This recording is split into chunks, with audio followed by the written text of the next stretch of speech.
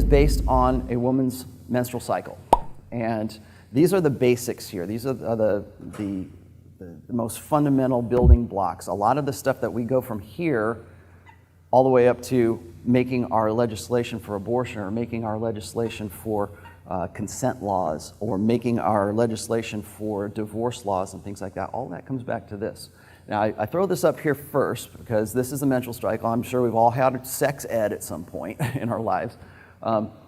And what the cycle does is it will follow a 28-day phase, the 14th day being the ovulatory phase, where you can see the egg comes out of the ovum. And you also will notice here, I think this is really the most important part right here, is the hormone levels. And you're looking at luteinous hormone and estrogen, follicular signaling hormone, I believe that's what it is. And so you'll notice the spike that's right here, okay? Everything from this side over here is what I usually call, or right up to right in here is what I call the alpha phase. Right around here is going to be the beta phase. And when I get to the next slide, you can get a little bit better idea of that. But you can see what's going on here. You also see the basal body temperature jumps all the way up until she gets back into her follicular phase. In the follicular phase, or it's also known as the proliferative phase, this is when a woman's her tendencies, her behaviors are going to be more attracted to, or are going to show that she's more attracted to more masculinized men, more alpha men, if you will. Ovulatory shift is a principle, or it's a dynamic that has been studied for, at least for the last 20, 25 years now. During the high fertility phase, women are more interested in alpha masculine dominance, arrogance, with a confident control, so what we were just describing about being an alpha male. They're looking for more masculinized features. All of these features are testosterone based, so they're looking for a man with a lower voice, more muscular, squared off jaw, anything that's a masculinized feature during this phase. And this is what I call, like I said, this is what I call the alpha phase right here. If your communications or your subcommunications are such that you're effeminate, but you still look like a really buff guy, that's sending conflicting signals. So when we're just talking about visual cues, we're just talking about what the guy looks like, what he sounds like, his physical presence. Now, getting beyond that, there's also a need for masculine dominance during this phase. They're looking for confidence and assurance, confidence as well as assertiveness, pretty much any kind of high testosterone cues at that point. Beyond this, into the beta phase, this is where they're looking for more comfort and more looking for that provisioning type thing. We'll talk about that here in a second. But the evolutionary purpose, the latent purpose for this, is to breed with the best breeding stock that a woman can find at that particular time. Hypergamy is defined by two things. It's defined by alpha fucks and beta bucks. And on this side of ovulation, it's alpha fucks. On this side of ovulation, it's beta bucks. Okay? One of the most common questions I get from this is, how do I figure out whether a woman is in the follicular phase or she's in the luteal phase? I don't know any of this kind of stuff. And there are actually ways that men are already sensitive to this, where it's like guys will do these behaviors and they'll try to be very possessive of their girlfriends. Like say right here, she says, I'm gonna go out with my friends and we're gonna go to do a GNO and we really wanna have a girls' night out. We're just having fun, don't worry about that guy. And so what does the guy do is he tries to say, no, bitch, you're not going anywhere. You're my girl and I'm keeping you around. The other behavioral stuff that happens during this is with women who are in a paired set, whether they're married or they've got a long-term boyfriend, if they are not satisfied with that guy at this particular stage, that's when they start nagging, and that's when they start, making the relationship terms very, very difficult for that guy. And to the point where it comes to a head and she just says, fuck you, I'm out, slams the door and goes off and does her own thing. And then 2 days later comes back in her luteal phase, and I'm sorry, I shouldn't. I didn't mean to. I don't know what came over me. Well, she probably really didn't know what came over you. When you can track your woman's, ovulatory phase, assuming you have, a long-term steady girlfriend, once you do that and understanding when you need to up the alpha during this phase and bring things down a little bit in the beta sort of provisioning phase right here, that can help you out with understanding, how you can, if you get that down to a science and really internalize that, you can then use that to your advantage in a long-term relationship. But within that long-term relationship, if the woman is satisfied with that guy, it's during that time that well, first of all, she's more likely to conceive. And second of all, she's more likely to have a higher proceptivity to wanting to have sex with that guy. So there's also a downside to that as well, because if that woman is of a lower SMV than the guy that she's really, really, hot for in her paired couple, that's when she starts mate guarding you. She's the one who will say, I don't want you going out, and she'll get really, really super jealous. And most of the times when that happens, it's almost always right here, because she can tell other women. Women are sensitive to the cues and the subconscious cues to knowing when another woman is in her ovulatory phase. During this phase, women will start dressing sexy. They'll start putting on, different clothes, and they feel sexy. They report feeling sexier during this particular phase. These are the behavioral functions that go along with this. So during the peak fertility phase, she might not know this. A lot of women don't really understand what it is that they're going through when they're doing this, but their voices will drop. Everybody ever hear the sexy voice, and I go, the woman talks to you like this, and it says, yeah, I really want to get it on. That's when you start talking dirty and everything, but the voice intonations come down. That's when sexy voice sort of manifests itself during that phase. They also smell different. Then back that off by order of degrees as to the subtlety with which a woman will dress. During that particular time, if maybe it's your female boss. Your female boss, suddenly she's dressing a little bit differently for that particular week, and then the week afterwards, she's really super bitchy. So those are some signs that guys can use to pick up on that. Now there's cognitive signs and then there's subconscious signs. So you might see her behavior change a little bit differently during this time.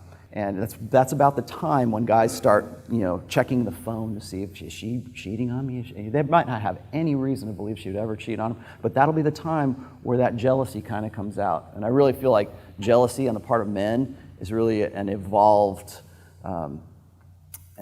mechanism to ensure paternity. And I'm about to get into that here in just a second here, but ornamentation, feeling sexy, flirtation increases as well during this particular time. Vocal cues, scents. The other thing I should also say is if you have a daughter, as I do, during the high fertility phase, there's research that indicates that daughters will avoid their fathers and they will avoid their brothers if they have them during this time, because again, anything that can get away from that can get in the way, I should say, be an obstacle to them becoming pregnant is something that even their hindbrains are really already making contingencies for. So as they get up to, feeling sexier, maybe they're more flirtatious, maybe they've got a guy that they really want to get with. Well, they can't do that if dad or brother's around. And so they'll tend to avoid those relationships until afterwards. So that's yet another manifestation of high fertility. Okay.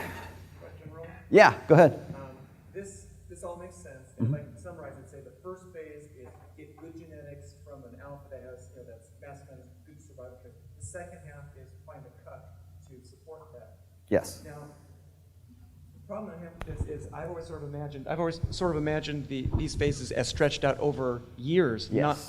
not on a short rapid cycling. Yes. This helps explain some of the indecisiveness and capriciousness of women to sort of explain the cyclic changes. But going after the alphas in their 20s, and then they get in their late 30s or Right. maybe early 40s. They're like, well, I got to find a good guy now Yeah. to do Yeah. this. So that all makes sense. Yeah. I'm going to get into that later on here, okay. but if you read the second book, that entire book is dedicated Okay. to exactly But the problem what is you're that talking men don't rapid cycle like that. You're kind of beta or you're alpha. You can't switch back and forth Right. like that. So, and maybe you're going to talk about this, is how this can translate to a man's strategy. You know, it's great to understand it, but you know, how do you take advantage of that? Okay, knowledge? well, what we're talking about is two things. Okay, this is the short term right here. This is just the month to month. Okay, we're not talking about stretching out over years, but we're going to talk about that here in just a moment. And then again, getting back to what's the best strategy that you can work for. Well, I would say during this side right here, you're looking at upping the alpha and being more dominant, and understanding that the woman is already in that phase of her ovulation. And so there are certain game techniques, or so you can be cocky and funny. There's certain things that you can do that are going to make you a little bit more appealing, and to play on those. I think it was Athol Kay who wanted to, from Married Man Sex Life, who really wanted to say, well, you need to have a really more of a balance. And I'm saying, I'll tell you right now, everybody who has come up from a blue pill beginning already has all these qualities in spades right now. You need to up the alpha. You don't need to worry about so much, I'm going to hold her hand and I'm going to make sure that she's safe and secure. This is pretty much what most guys in their blue pill conditioning, this is what they're raised for. They're not raised for this. This is for the 20% of guys who get 80% of the women, okay? This right here is the rest of those guys. This is the beta male territory over here, because they think that if they can comfort her, if they can have this rapport with her, that's going to be what gets them in later on. And they don't realize that they don't have what it takes to turn her on when it comes into that particular time.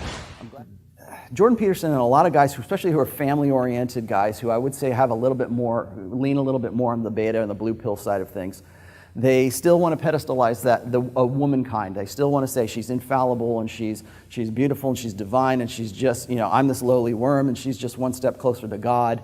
And they want to still keep womankind pedestalized.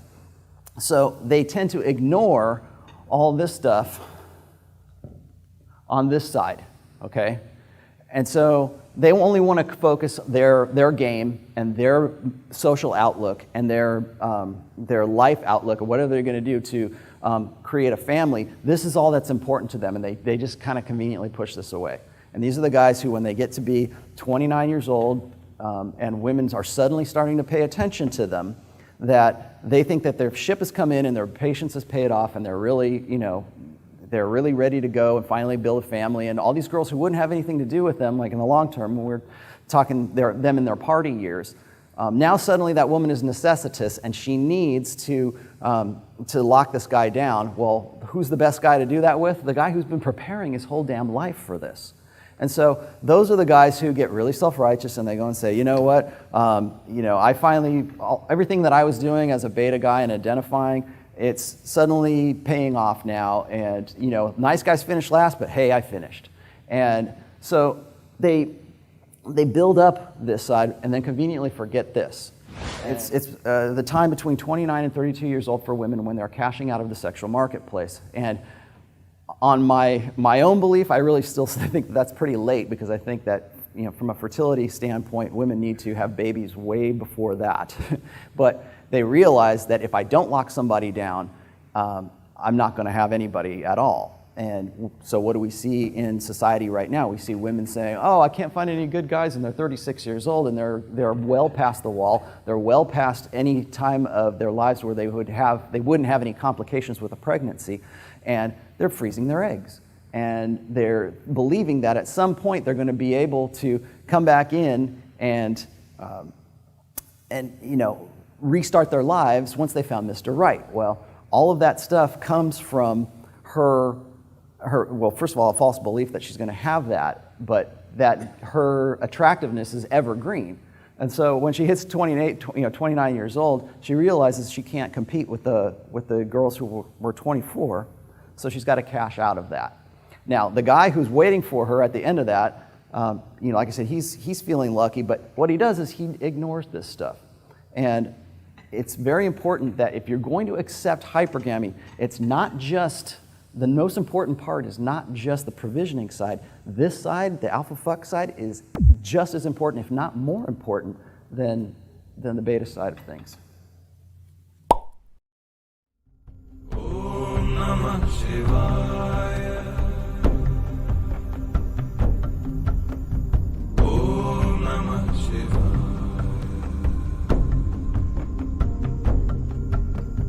Om Namah Shivaya.